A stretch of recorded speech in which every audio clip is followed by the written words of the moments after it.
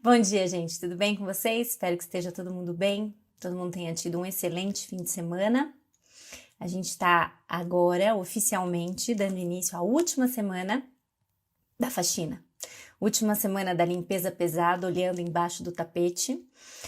Se você é nova aqui, não sei se é o caso, mas talvez você possa estar vendo isso depois também, mas se você é novo por aqui, nova por aqui, essa é a primeira temporada de estudos que você acompanha, eu quero te dizer que essa, na verdade, é a terceira temporada de lives que a gente está fazendo desde o início do período de isolamento social.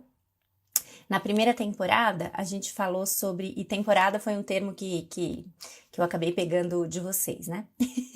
Na primeira temporada, a gente falou sobre Deus incomparável. A gente viu os atributos comunicáveis e os atributos incomunicáveis. Na segunda, segunda temporada, a gente falou sobre contentamento.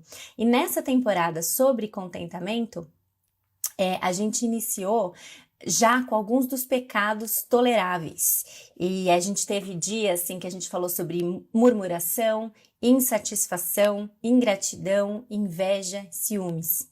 E aí, como desdobramento dessa série sobre contentamento, como foi iniciado alguns dos pecados toleráveis, a gente iniciou a série Embaixo do Tapete, para falar sobre esses pecados que a gente tolera na nossa vida, sem prestar muita atenção no quanto eles ferem ou mancham a nossa vida em diversos aspectos.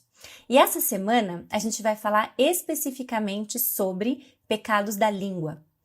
Mentira, engano, fofoca e maledicência, calúnia, difamação, usar o nome de Deus em vão, conversas imorais, bajulação e exagero. A gente vai assim até quinta-feira. E aí na sexta-feira, às 7h30, depois de tantas formas de distorção da verdade ou formas pelas quais a gente peca muitas vezes de forma sutil, sem dar muita bola para isso, não só com a língua, mas também de todas as outras formas que a gente viu ao longo dessas últimas semanas. E também como forma da gente encerrar o assunto, nós vamos falar sobre verdade. A verdade. E o que é a verdade? Nós cremos que a Bíblia é a verdade. E nós cremos que a Bíblia tem as respostas para todas as questões da nossa vida. A gente vai olhar para a Bíblia buscando responder a seguinte pergunta: a Bíblia é mesmo suficiente para tratar de tudo isso que a gente tratou aqui durante esses dias todos? A Bíblia realmente é suficiente? Essa vai ser a pergunta que a gente vai buscar responder na live. E quem vai fazer essa live comigo é o pastor Alexandre Mendes, conhecido como Sacha, meu irmão. E a gente já esteve junto uma vez numa live avulsa, entre aspas, e agora ele volta na sexta-feira para encerrar comigo essa série. Então eu espero você na sexta-feira. Aliás, eu espero você todos os dias, mas na sexta-feira, de forma especial, a nossa live de encerramento, eu vou ter um convidado mais do que especial aqui. Então, se você puder vir ao vivo, venha, não deixe de vir, ok? Então vamos lá. Pecados da língua. Efésios 4:29 diz o seguinte: nenhuma palavra torpe saia da boca de vocês, mas apenas a que for útil para edificar os outros conforme a necessidade, para que conceda graça aos que ouvem. De novo, Efésios 4:29 diz o seguinte: nenhuma palavra torpe saia da boca de vocês, mas apenas a que for útil para edificar os outros, conforme a necessidade, para que conceda graça aos que ouvem. O padrão é elevado, né? Nenhuma palavra torpe saia da boca de vocês. Nenhuma. Zero. Se você cresceu no mesmo contexto que eu, da igreja e tal, talvez esse versículo não seja de todo estranho para você, porque foi com ele que você aprendeu lá no Cordeirinho de Cristo que você não podia falar palavrão. Não foi lá? Não foi com ele? Se não foi, ele é um bom versículo para você decorar e saber que não, você não deveria mesmo falar palavrão, porque palavras torpes não devem ser proferidas da nossa boca sob nenhuma circunstância. Só que o versículo vai além. É nenhuma palavra torpe, nenhuma. E você sabe o que é torpe? Torpe é tudo aquilo que contraria ou fere os bons costumes, a decência e a moral. Torpe é aquilo que revela um caráter vil, indecoroso, infame. É o que causa repulsa, É asqueroso ou nojento? Vai muito além do palavrão.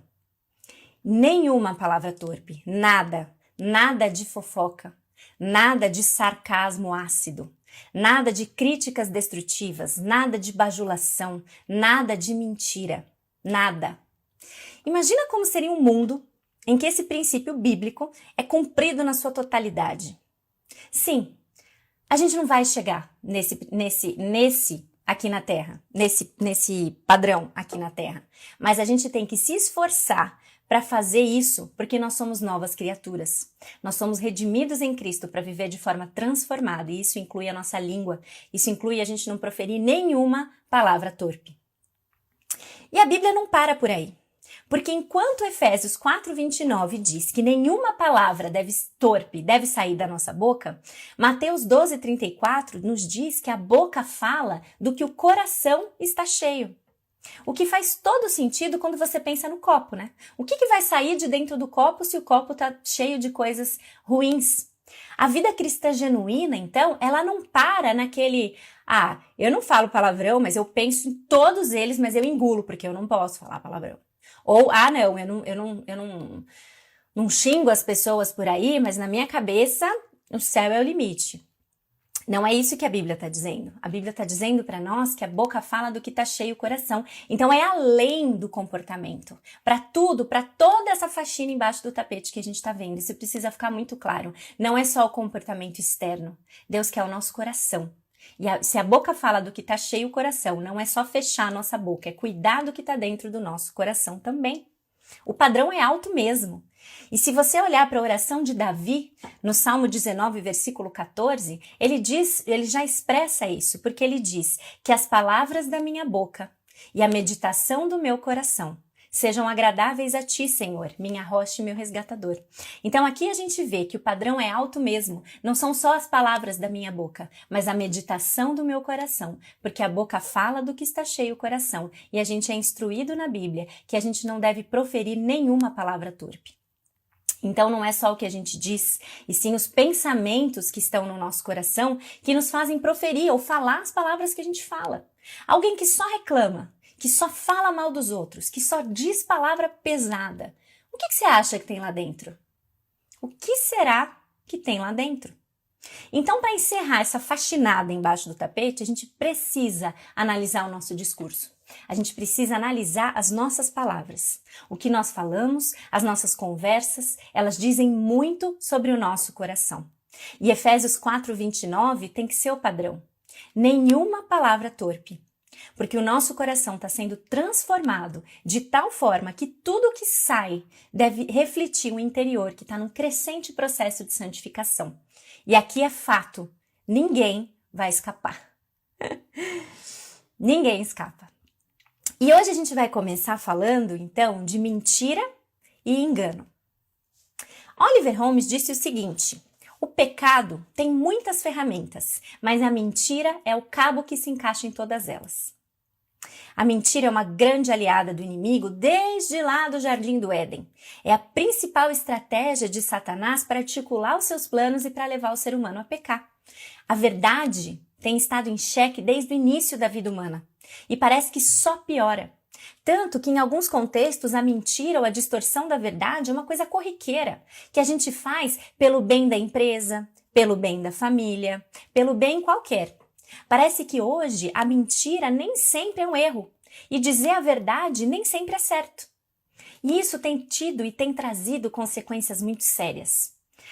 Porque a verdade, ela tem aliados valiosos com ela. Confiança, integridade, segurança e estabilidade caminham lado a lado com a verdade. Quando a gente abandona a verdade, tudo isso desmorona junto. A falsidade, por outro lado, vem junto com a suspeita, com a dúvida, com a insegurança, conflito, ressentimento, ira. E foi Agostinho que disse que quando o respeito pela verdade desaparece ou mesmo é levemente enfraquecido, todas as coisas se tornam duvidosas. Não tem esfera na vida que não sofra pela falta da verdade ou das distorções da verdade. Por mais que seja socialmente aceito ou até recomendado em alguns casos, a gente tem que tratar a distorção da verdade ou a mentira com seriedade. A Bíblia é clara em dizer que consequências espirituais sérias são resultantes de uma alteração da verdade. Os 10 mandamentos falam da mentira em Êxodo 20:16. Uma língua mentirosa foi incluída na lista desprezível de Provérbios, capítulo 6, versículo 17. Deus deseja que a verdade habite em nós.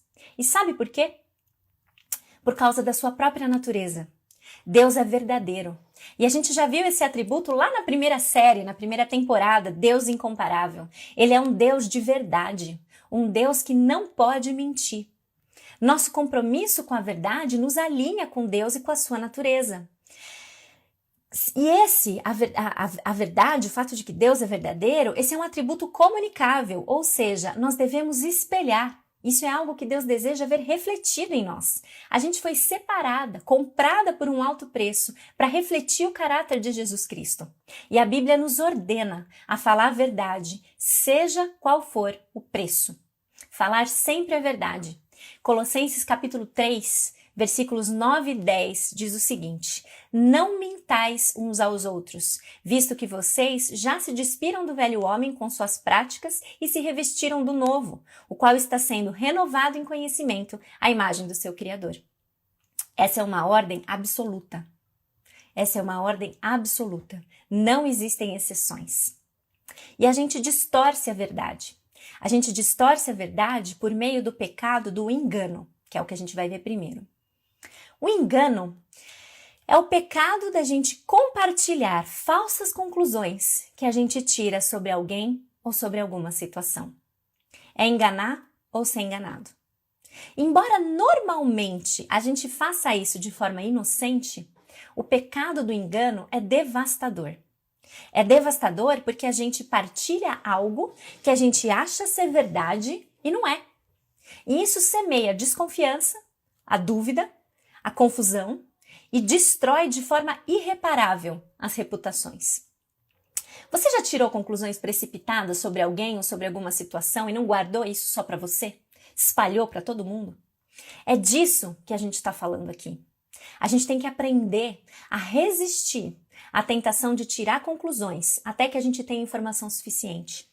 Até mesmo o nosso sistema secular de justiça declara que um homem é inocente até que se prove culpado, até que se prove que ele é culpado, não o contrário. Um homem é inocente até que se prove que ele é culpado, não o contrário. A gente deve se fortalecer contra a tentação de julgar mal e passar adiante informações que ainda a gente não sabe acerca da veracidade por completo, e a Bíblia nos adverte quanto a isso, dizendo que nós devemos desenvolver paciência para suspender o julgamento, até que se verifiquem os fatos, e que a gente tem que desenvolver um amor que crê no melhor sobre o outro, até que se prove o contrário. E tantas outras coisas. A fraude é um outro jeito de distorção da verdade, que a gente pode pensar aqui hoje e lembrar que ela é pecado também, pelos mesmos motivos. Mas não é que você tirou conclusões precipitadas, como é o engano. A pessoa fraudulenta, ela usa a verdade de forma distorcida. Ela usa a verdade de forma maquiada, para que isso gere para ela algum benefício. E falar de fraude parece uma coisa grande, né? Que só os grandes executivos ou que só a politicagem e tal faz. Mas pensa que você mora num país que foi preciso colocar nas vagas de farmácia o aviso estacionamento exclusivo para clientes em compras. Por quê? Porque clientes já pararam o carro na farmácia e foram para outro lugar, porque afinal de contas eles são clientes da farmácia. E quando estava escrito só estacionamento exclusivo da farmácia, estacionamento exclusivo para clientes, eles pensavam, bom, cliente eu sou. Distorção da verdade no seu próprio benefício. Isso é uma pequena fraude, uma fraudezinha corriqueira que a gente faz achando que, tudo bem, eles que escrevam melhor. Você entendeu aquilo, você distorceu aquilo para que aquilo agisse em seu favor. Talvez você já tenha sido tentado, isso é uma coisa tão natural, tão normal, a pegar um recibo de consulta dividido em 2 meses diferentes para você conseguir um reembolso maior. Mas espera aí, né? O recibo ele não é mentira. Você pagou R$ 500 mesmo na consulta, você só pegou 2 recibos de 250 para o seu próprio benefício, com uma data verdadeira e a outra um mês depois, mas isso é só questão de data, gente, só questão de data. Nem é isso que importa no recibo. Pecados sutis. E a gente ainda culpa o plano de saúde, que é burocrático, que não tem um reembolso adequado. Pequenas distorções da verdade para agir no nosso próprio benefício. Se o engano e a fraude são uma distorção da verdade, a mentira é a comunicação direta da inverdade. E a gente tem que se proteger de tudo isso, pensando que o que a gente tem que fazer é falar a verdade. E a gente tem que se comprometer com a verdade, custe o que custar. Às vezes, e muitas vezes, num sentido inclusive literal. A mentira é assunto sério, é assunto tratado com bastante seriedade na Bíblia. A gente já viu, Satanás usa mentira como a base para suas ações desde o começo. Ele dissemina mentiras por aí até hoje. Por exemplo, a mentira de que o pecado não traz consequência. A mentira de que se Deus nos amasse, a gente não estaria em tal e tal situação. A mentira de que Deus nos priva de algo bom porque Ele não é tão bom assim. Ou a mentira de que se você for bom e se esforçar para viver uma vida correta, isso vai ser suficiente. A mentira de que a felicidade está na liberdade de você ser quem você quiser, de você se permitir, de você se deixar levar. Mentiras, mentiras e mentiras. Muitos enganos, muitas distorções da verdade, mas todas essas são mentiras deslavadas, a comunicação da inverdade para atingir os propósitos maiores do inimigo, que é afastar a gente de Deus. A mentira é o idioma nativo desse mundo. Não é incomum você ouvir pessoas de determinadas áreas de atuação que são questionadas em entrevistas de emprego. Se você precisasse mentir para ganhar um cliente, você mentiria? Só eu aqui, ontem, enquanto eu preparava essa devocional, pensando rapidinho, eu lembrei de 2 exemplos rápidos que me vieram à mente de amigos que passaram por isso. E você pensa que era um teste de integridade?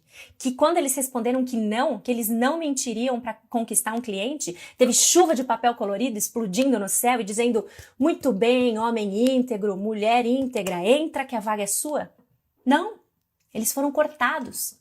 Eles foram cortados porque não estavam dispostos a mentir pelo benefício da empresa. A mentira não faz mais parte da natureza das pessoas que são novas criaturas.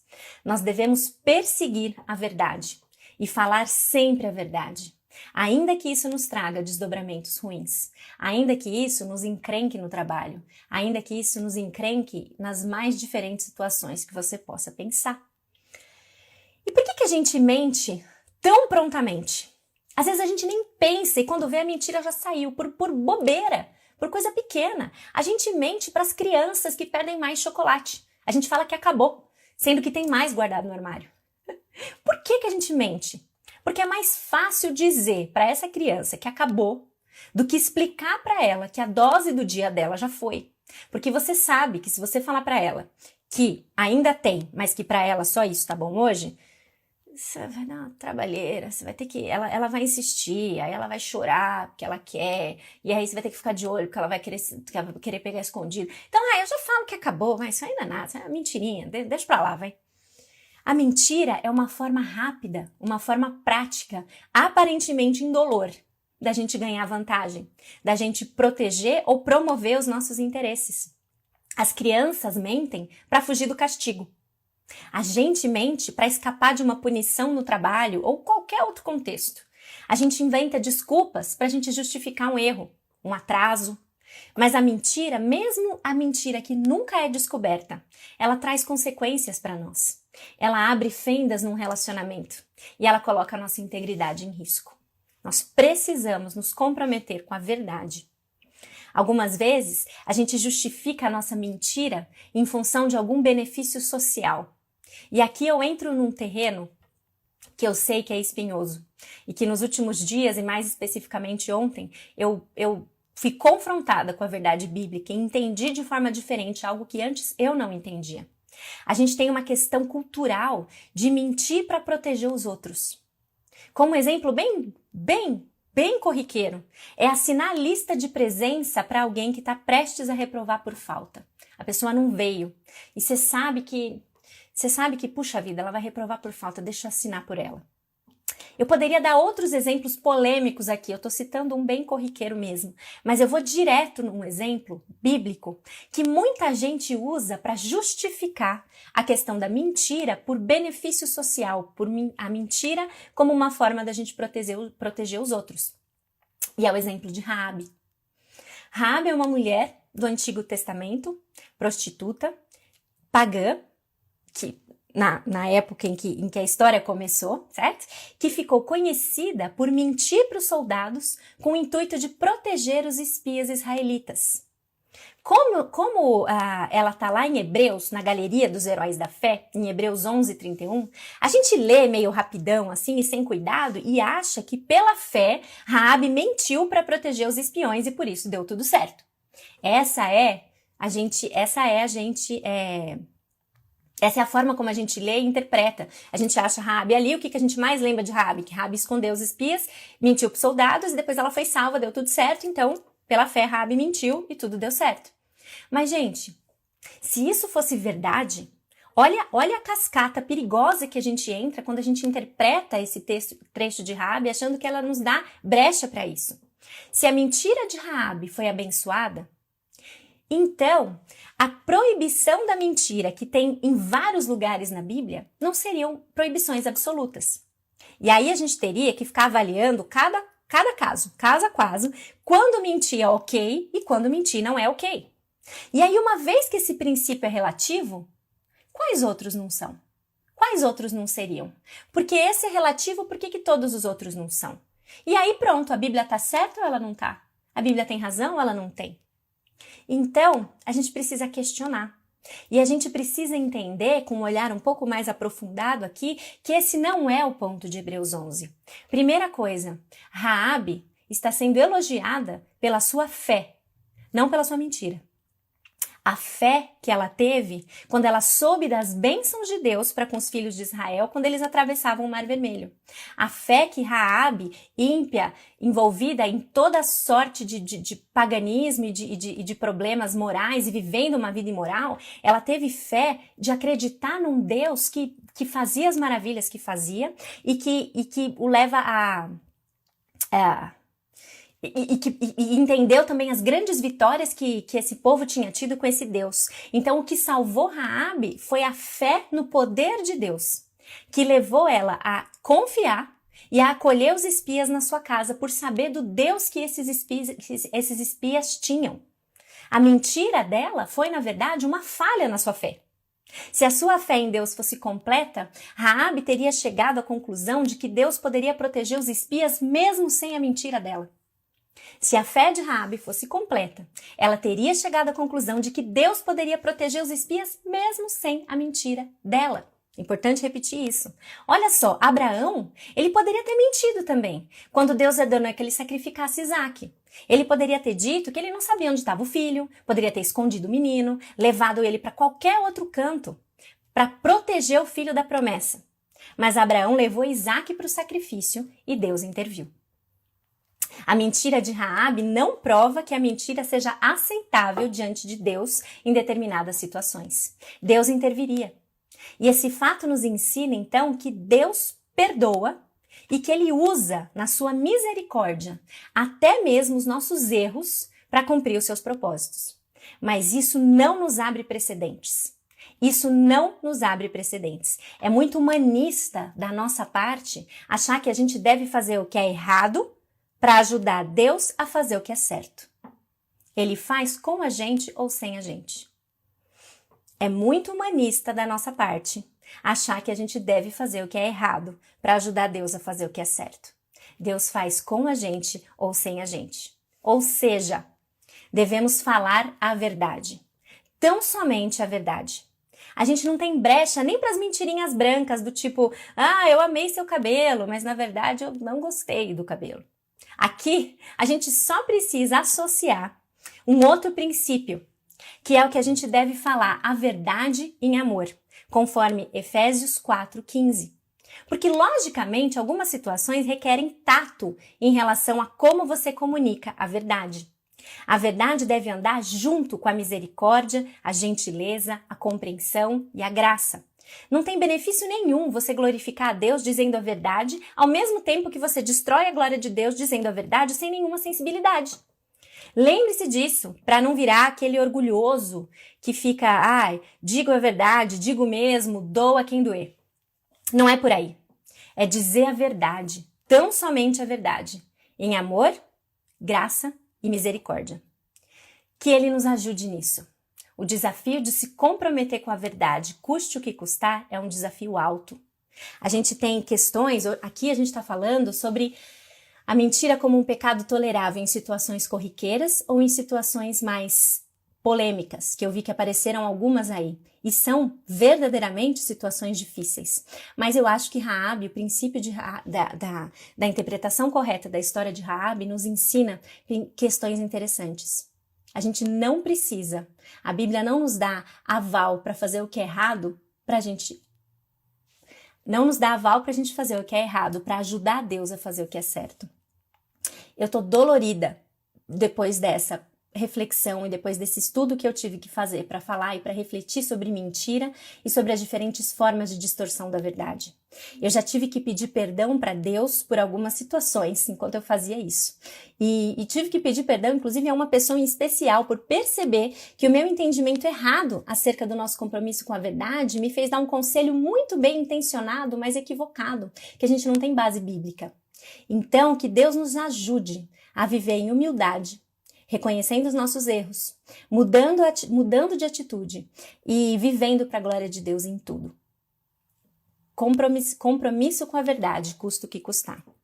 Que as palavras dos nossos lábios e a meditação do nosso coração sejam sempre agradáveis ao Senhor. Amém? Amanhã continuaremos os nossos estudos sobre pecados da língua e amanhã a gente vai falar sobre fofoca e similares. Tá bom? Espero vocês. Boa semana para todo mundo. Que Deus nos ajude e nos abençoe a estar sempre comprometidos com a verdade. Até amanhã, gente. Tchau, tchau.